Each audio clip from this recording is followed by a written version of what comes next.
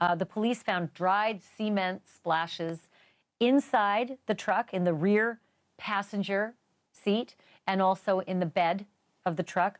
They also found bleach that was used in the back seat of that truck. And they found bloodstains in the car, but the blood apparently belonged to Brad. Okay, so you're a homicide detective. We're reporters. How do you see the material that I just laid out? Well, thanks for having me back, Ashley. It's been a while. I would tell you I'm most impressed with the Almost Park police, detectives, and the Texas Rangers. What they have done here is they've hit the bricks. This is one of these investigations that does not stop. And they have the timeline that they have built, and that's what's important here, with the evidence that they found with the CCTV and all of those things that reveals. I've read the affidavit. It's an amazing, it's just a treasure trove of evidence, and it all points to him and nobody else. So you have to look at this in a big picture, and the 10,000 foot look at this is they've got a circumstantial case here that, in my judgment, is better than, stronger than some of the direct evidence cases that I've seen. Yeah, and let me just add another whole layer to this, and it's the witnesses, what the witnesses have said. And let me sort of go over this, and Sig, I'm gonna tap you for your thoughts on it. So there seems to be a history of abuse that witnesses have discussed with the police about Brad, alleging that he was abusive to Suzanne. On October 6th, Suzanne's mom said that she called Suzanne at 9:15 p.m., said that Suzanne called her at 9:15 p.m. and said that Brad had assaulted her and that she was in pain. Same day, October 6th, the family friend says Suzanne visited her at 9:25 p.m., 10 minutes later, and said that Brad had assaulted her. Same day, October 6th, a neighbor witnesses the altercation between Brad and Suzanne.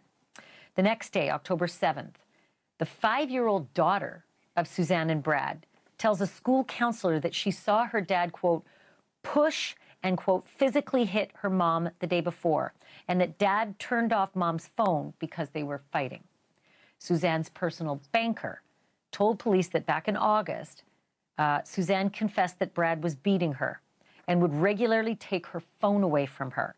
Suzanne told the banker, and I quote, "If I go missing, look for me in a lake." It's just devastating to hear that many witnesses saying so many similar things, Sig. And maybe one of the most powerful witnesses might also be their daughter, Chandler. I think she's 20 or 21, and she put out on social media, "My dad killed my mom and he's been abusive." I mean, this is very powerful stuff. It's even shocking that his brother is turned against him in this story. You wouldn't have expected that. But the other question is, where did this start, this violence between him and his wife? It probably did not start the day before she went missing, right? What we know about domestic violence is that there usually is a history here. I don't know. People haven't talked with us. I would beg people to come and talk to me about this because it is one of the most important elements of the story. How long had this been going on? What kind of physical level of physical force had been used? Lots of other questions as well. But all of this, including what she said, where she says, "Look for me in a lake," that's just a horrible thing to hear. It's just a dreadful